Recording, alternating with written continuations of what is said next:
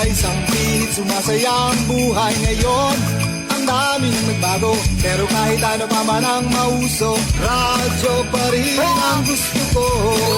Sa bahay, opisina, kotse, taxi at jeep, tricycle, FX, bus na masikip, palengke, internet, plaza, karinderya, Energy FM, nagbibigay saya. Huwag mong sabihin radyo, sabihin mo Hi, Tanda! Energy. Huwag mo sabihin radyo! Sabihin mo, energy! Merry Christmas!